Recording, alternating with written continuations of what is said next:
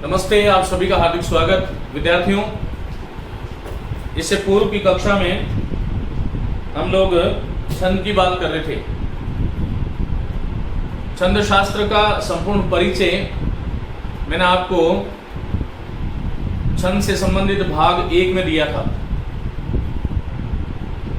और जिसमें मैंने छंद की परिभाषा, छंद की उत्पत्ति, उनका विभाजन, वैदिक और लौकिक छंद, और साथ ही मात्रिक और वार्णिक छंद जिसे हम जाति और वृत्त कहते हैं, उनका जो विभाजन जो था, सममात्रिक, अर्ध सममात्रिक, विषम मात्रिक, इनका संपूर्ण विभाजन मैंने आपको बताया। साथ ही छंद की परिभाषा के विषय में हमने बात करी थी कि ऐसी रचना जिसमें वर्णों या अक्षरों की मात्रा, उनकी संख्या, लघु गुरु के क्रम से गण व्यवस्था, और जिसमें यति, गति, ताल और तुक जो है उनका स्थान पहले से निर्धारित हो, ऐसी रचना को हमें छंद कहना चाहिए। आइए उससे आगे की बात हम करते हैं। छंद शास्त्र में जो सबसे महत्वपूर्ण बिंदु है, प्रत्येक परीक्षा की दृष्टि से यह कक्षा बहुत ही महत्वपूर्ण है, प्रत्येक विद्यार्थी को सुनना चाहिए, चाहे वो महाविद्यालयी छात्र हैं या किसी भी शिक्षक भर्ती परीक्षाओं से जुड़े हुए छात्र हैं, उनके लिए बहुत ही उपयोगी है। विद्यार्थियों, छंद से संबंधित कोई भी प्रश्न होगा तो उसके परिचय से संबंधित तो पूर्व व्याख्यान को आप सुन लें। आज हम छंद का क्रियात्मक जो पक्ष है उसकी बात हम कर रहे हैं, और इसमें सबसे महत्वपूर्ण चीज है कि मात्राओं का निर्धारण कैसे करें। सबसे पहली चीज तो ये आती है कि मात्रा कहते किसे हैं। तो थोड़ा सा हमें ये ध्यान रखना चाहिए कि वर्णोच्चारण जो कालमान है, वर्णों के उच्चारण का जो कालमान है वह मात्रा है।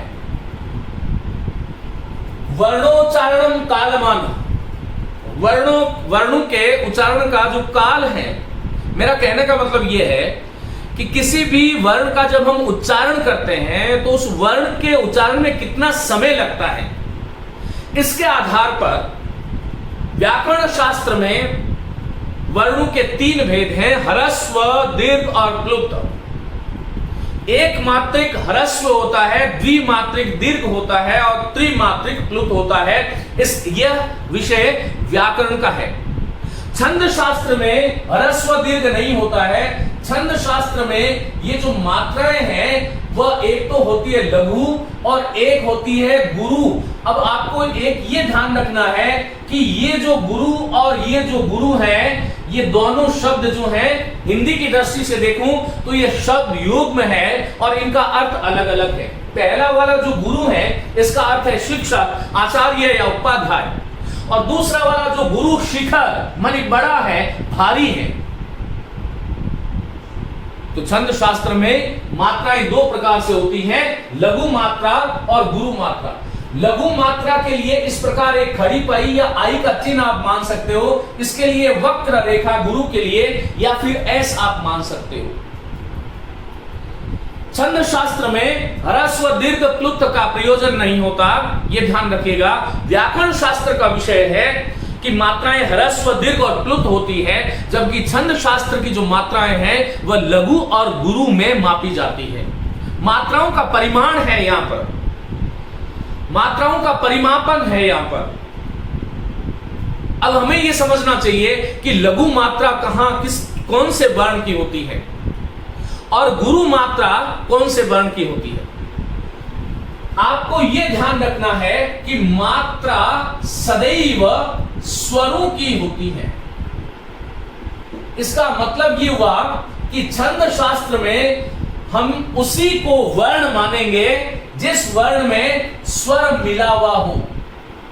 यदि कोई स्वर मिला हुआ कोई वर्ण नहीं है, स्वर मिला हुआ हो, वही छंद शास्त्र में वर्ण है। यह भी आप ध्यान रखिएगा। यह व्याकरण से अलग परिभाषा है, क्योंकि व्याकरण वाली परिभाषा तो यह है कि ऐसा वर्ण जिनका वर्ण जो है उसके 3 भेद हो गए, स्वर, व्यंजन और अयोगवाह। यहां पर वर्ण का तात्पर्य है स्वर मिला हुआ हो, जिसमें स्वर रहित जो है, स्वर रहित वर्ण जो है वह छंद शास्त्र में विवेचन का विषय नहीं होता है। इस बात को आपको समझना चाहिए। मात्राएं स्वरों की होती हैं और वर्ण वही होता है छंद शास्त्र में जिसमें स्वर मिला हुआ होता है। जिसमें स्वर नहीं मिला हुआ होता, स्वर रहित जो होता है, उसे हमें वर्ण भी नहीं कहना चाहिए। ये एक सीधी सीधी बात है। आइए हम बात करते हैं कि ये जो लघु मात्रा है वह कहां कहां होती है।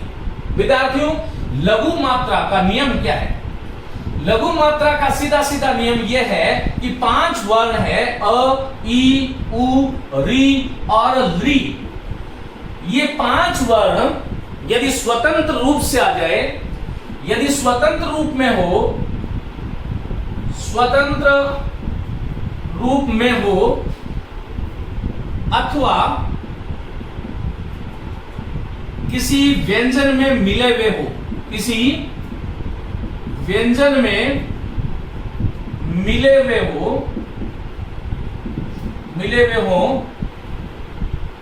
तो ऐसे वर्ण की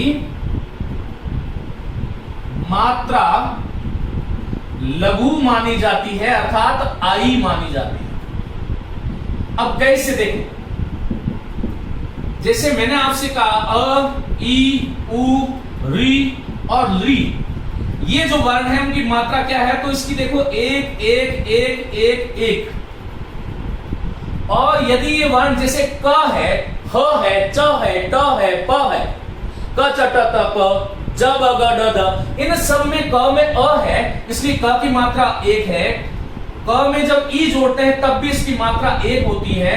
ह्रस्व कु है तब भी 1 है, क्री है तब भी 1 है। ये ली किसी वर्ण में, व्यंजन वर्ण में संयुक्त नहीं होता, इसलिए स्वतंत्र रूप से आता है। तो आप लोगों को यह ध्यान रखना चाहिए कि ये जो 5 वर्ण है, इन 5 वर्णों की यदि स्वतंत्र रूप से कहीं पर भी सत्ता है तो उसकी मात्रा लघु मानी जाती है। और लघु मात्रा का चिन्ह मैं आपको बता चुका हूं, आई होता है।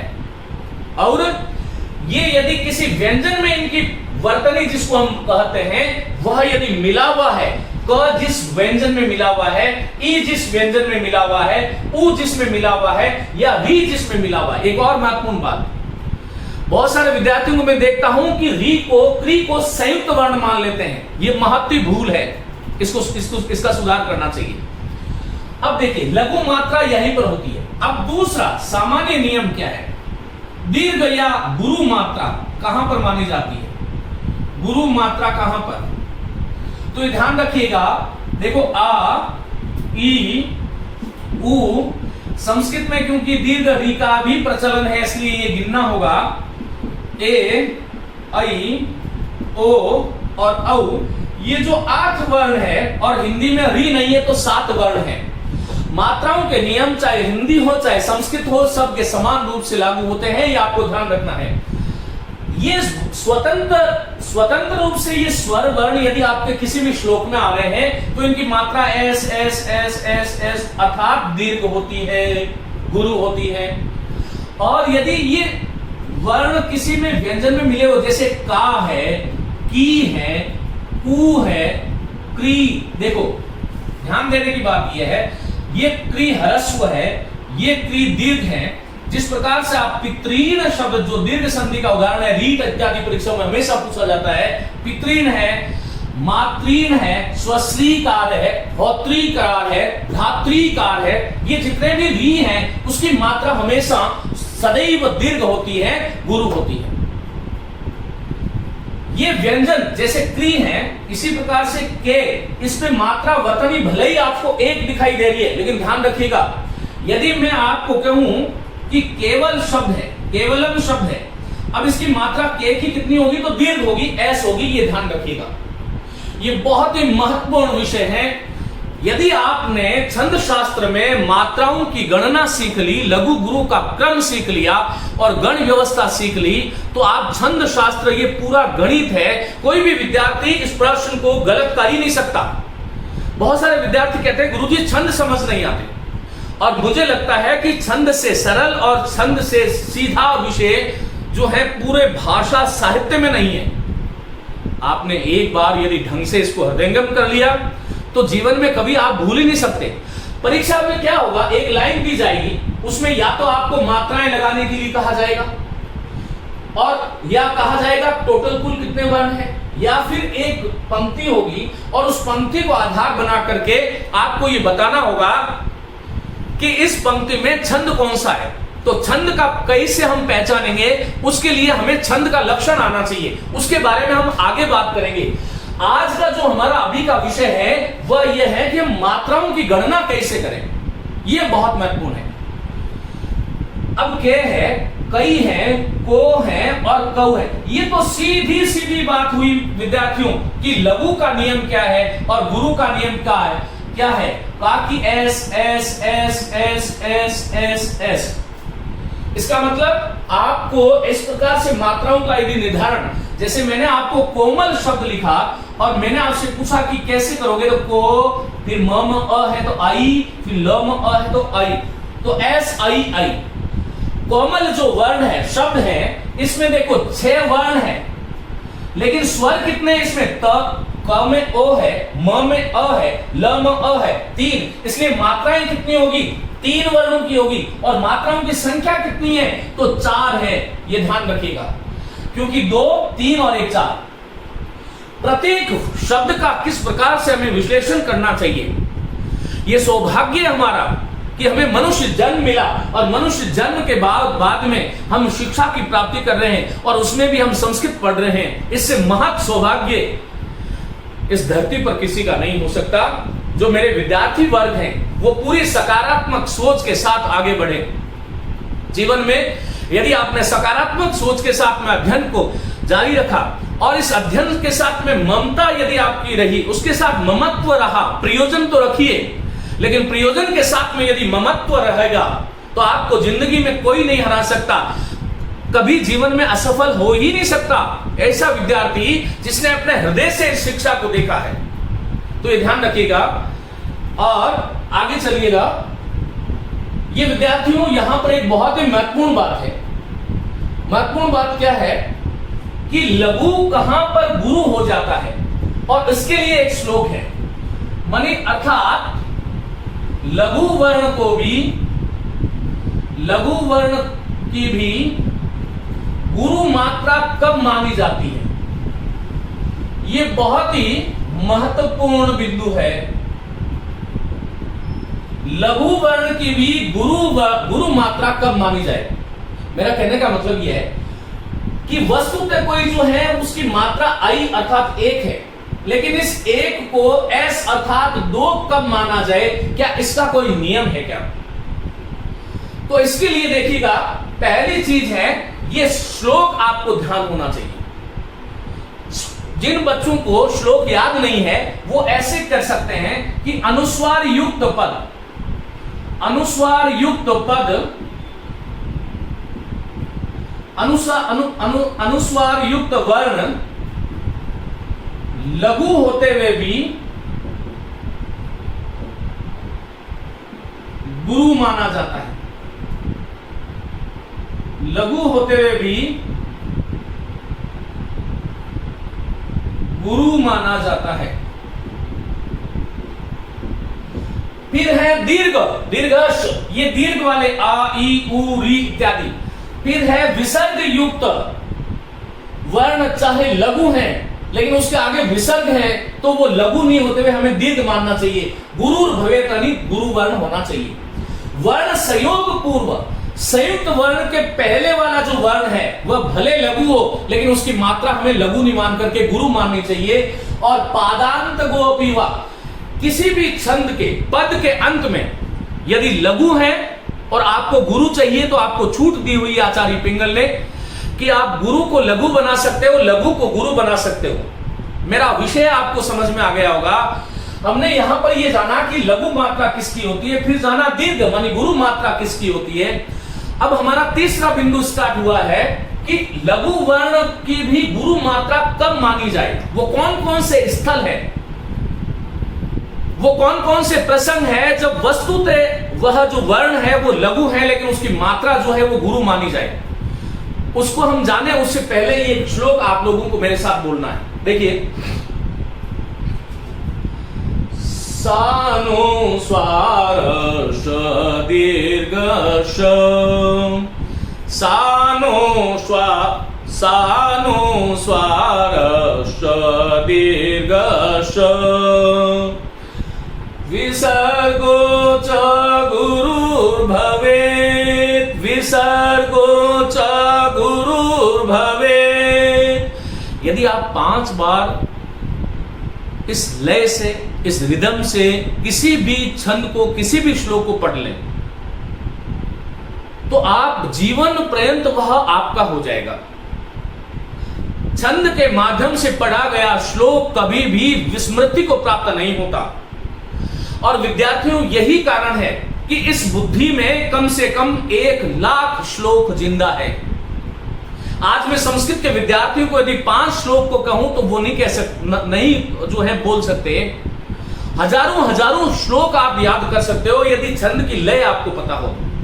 इसकी अनुष्टुप छंद है, इसमें इसकी लय बहुत तरह की हो सकती है, आगे हम बात करेंगे। लेकिन आज क्योंकि ये दूसरी कक्षा है, इसलिए मैं सरल से आपको थोड़ा सा तकनीकी की तरफ लेकर के जाऊंगा। सानुस्वारश्च दीर्घश्च, विसर्गो च गुरुर्भवेत्, वर्णसंयोग पूर्वश्च, वर्णसंयोग पूर्वश्च, तथा पादान्त गोपीवा, तथा पादान्त गोपीवा। कहते हैं कि अनुस्वार युक्त वर्ण लघु होते हुए भी गुरु माना जाएगा। कैसे? जैसे मैं आपसे कहूं कि ये क जो है इसकी मात्रा क्या होगी, तो मैं आपको बता चुका हूं कि क की मात्रा 1 है अर्थात लघु है। लेकिन यदि मैं इस पर अनुस्वार लगा दूं तो ये 1 नहीं होकर के 2 होगी, ये ध्यान रखिएगा।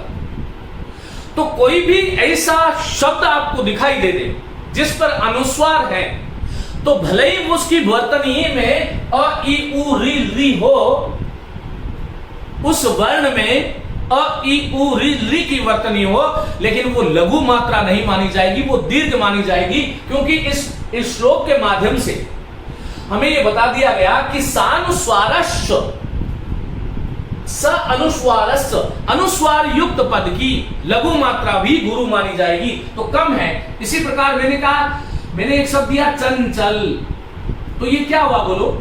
2 1 1। मैंने आपसे कहा कठ, तो 1 1, लेकिन मैंने आपको इसको कंठ बना दिया, तो ये कंठ बना दिया, तो इसकी 1 नहीं होगी 2 होगी। इस प्रकार से सर्वत्र आपको जानना चाहिए। आगे जब हम छंदों की जब अभ्यास करेंगे तब मैं ये चीज और जगह जगह पर जब आएगी तब ये मैं समझा दूंगा। अभी आपको इतना समझना है कि यदि किसी लघु वर्ण पर भी अनुस्वार बैठता है, अनुस्वार जो स्वर के पीछे ध्वनियां आती हैं वह अनुस्वार है, तो वह लघु होते हुए भी उसकी जो मात्रा है उसको हमें गुरु मानना चाहिए। फिर दूसरा है दीर्घश। ये दीर्घ 7 8 वर्ण जो है, 8 स्वर, ये इधर से आप लिख सकते हैं। 8 स्वर जो है उसकी मात्रा हमेशा एस होती है, जैसे का, की, कु इत्यादि इत्यादि। फिर कहते हैं विसर्गोच गुरुर भवेत। कोई पद तीसरा है कि विसर्ग युक्त पद का अंतिम या प्रथम वर्ण भले लघु हो, लेकिन उसके आगे यदि विसर्ग बैठ गया तो विसर्ग से पहले वाला जो वर्ण होगा वह लघु होते हुए भी गुरु होता है। जैसे मैंने आपसे कहा अतः, तो अ की 1 और त की भी 1 वर्तनी होती है, लेकिन आगे तह के आगे क्या है बोलो? विसर्ग है, इसलिए इसकी 1 नहीं होगी, क्या होगी? एस होगी। अतः, और इसका कारण क्या है? क्योंकि उसको हम थोड़ा स्ट्रेस बलाघात से बोलते हैं अतः। इसी प्रकार जैसे मैंने आपसे कहा कि दुख ऐसा लिखा होता तो द में उ है और उ हलस्व है, इसलिए आई होता, लेकिन यदि मैंने इसके आगे विसर्ग जोड़ दिया तो ये एस आई। इस प्रकार से हमें जानना चाहिए। और यदि ये दुखम होता, यदि ये दुखम हो जाता, मैंने आपको ऐसा कहा दुखम,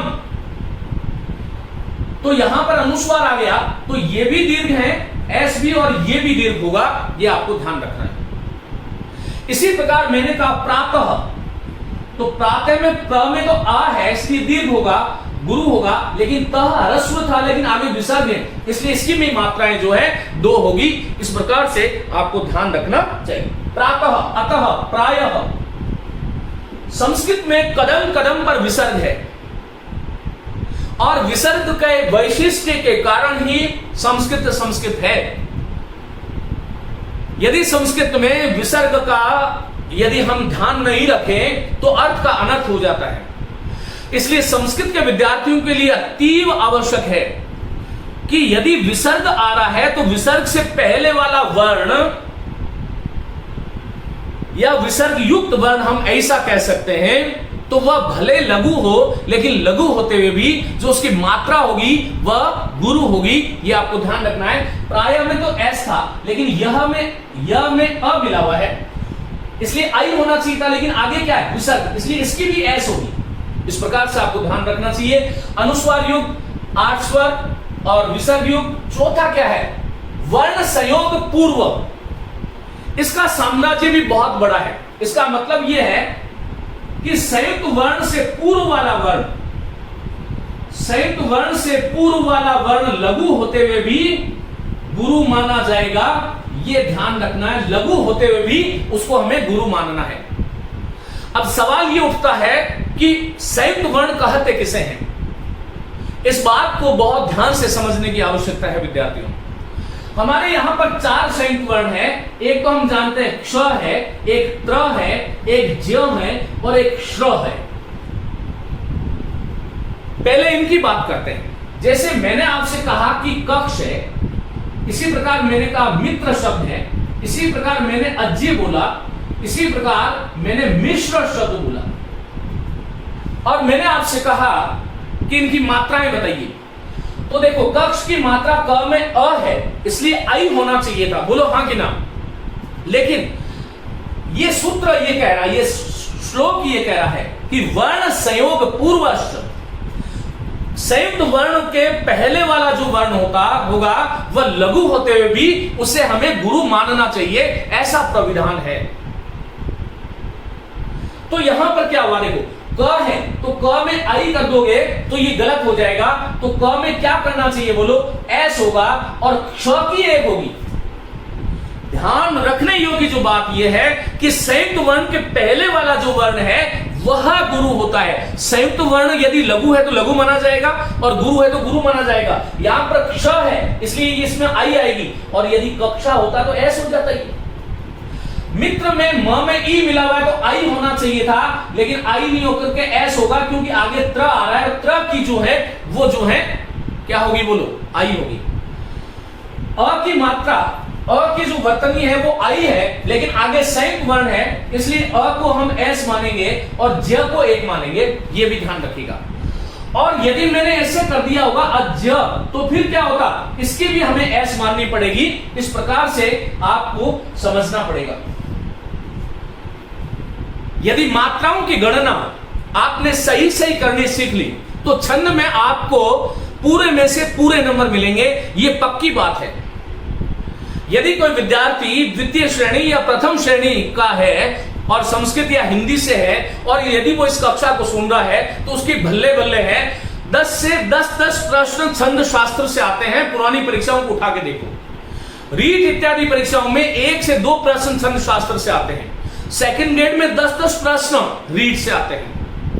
नेट के विद्यार्थियों के लिए भी बहुत उपयोगी है, जो महाविद्यालयी विद्यार्थी है उनके लिए भी बहुत उपयोगी है, क्योंकि बीए द्वितीय वर्ष इत्यादि बहुत सारे विश्वविद्यालयों के पाठ्यक्रम में छंद शास्त्र को सम्मिलित किया गया है। वहां पर छंदों के लक्षण, उदाहरण और उनका स्पष्टीकरण, ये 3 चीजें उनको लिखनी होती है। तो ये सबके लिए समान रूप से उपयोगी कक्षा है। अब मैंने आपको कहा कि इसकी वर्तनी क्या होगी, मात्रा तो गुरु होगी। मी की एक होनी चाहिए थी, मिश्र है, लेकिन यहां पर श्र आ गया है तो एस और इसकी आई। इसके अलावा संयुक्त वर्ण कौन से हो सकते हैं, जो हलंत वर्ण है। जैसे मैंने आपसे कहा सत्यम इत्यस्य शब्दस्य मात्रा निरूपण क्रियताम। तो देखो स में अ है इसलिए वर्तनी इसकी आई होनी चाहिए थी, लेकिन यदि आप आई करोगे तो ये गलती हो जाएगी। क्योंकि त जो है ये संयुक्त वर्ण है। संयुक्त वर्ण की परिधि में केवल क्ष, त्र, ज और श्र ही नहीं आते। जो हलंत वर्ण, यदि किसी के आगे हलंत वर्ण आ रहा है तब भी वह संयुक्त वर्ण की श्रेणी में ही आता है। इसलिए इस स की जो मात्रा होगी वो 2 होगी। इस त की जो आप देख रहे हो इसकी कोई वर्तनी नहीं, मात्रा नहीं होगी, और य की 1 होती, लेकिन अनुस्वार आ गया इसलिए 2 हो गई। और छंद शास्त्र की दृष्टि से ये चीजें जो अभी बता रहा हूं ये सीख लोगे तो आगे की सारी चीजें आपके लिए सरल हो जाएगी। यदि मैं आपसे पूछूं कि सत्यम इत्यस्मिन् शब्दे छंद शास्त्र अनुसारेण कति वर्णा सन्ति, तो वर्ण तो 2 ही हैं लेकिन मात्राएं 4 हैं। और व्याकरण की दृष्टि से यदि मैं पूछूं कि सत्यम में कितने वर्ण है, तो स में अ मिला हुआ है तो 2, और एक त, एक य और एक अम, तो 4 वर्ण हो गए, 5 वर्ण हो गए। इसी प्रकार जैसे मैंने आपसे कहा कि विद्या शब्द है, अब ये विद्या शब्द में ये द्या जो है ना ये भी संयुक्त माना जाता है। तो व में ई था, उसकी मात्रा हमें आई करनी थी, लेकिन इस द्य के कारण आई नहीं होकर के एस होगी, और ये एस एस क्योंकि द्या में खुद में आ है। यदि आपने इस तरह से कर लिया, जैसे मैंने एक शब्द दिया आपको, मैंने आपसे कहा कि विद्युत शब्द है। अब ये विद्युत शब्द की मात्रा कितनी होगी, तो आई, इसकी आई होती, लेकिन आगे क्या है द्य, तो द्य है तो व में ई है, लेकिन आगे द्य संयुक्त वर्ण आ गया तो 2 होगी। द्यू में ऊ था इसलिए इसकी ह्रस्व होती, लेकिन इसको भी हलंत वर्ण को भी संयुक्त वर्ण माना जाता है, और संयुक्त वर्ण के कारण इसकी मात्रा 1 नहीं होकर के 2 होगी, और इस त की कोई मात्रा नहीं होती, क्योंकि मैंने आपको कहा था कि मात्रा सदैव स्वरों की होती है, और स्वर मिला हुआ वर्ण हो उसी को हम गिनते हैं। स्वर रहित वर्ण को छंद शास्त्र के कुल वर्णों में सम्मिलित नहीं किया जाता, ये एक आशय था। आगे हम बात करते हैं कि छंद शास्त्र में जो गण व्यवस्था है उस गण व्यवस्था को हमें किस प्रकार से समझना चाहिए।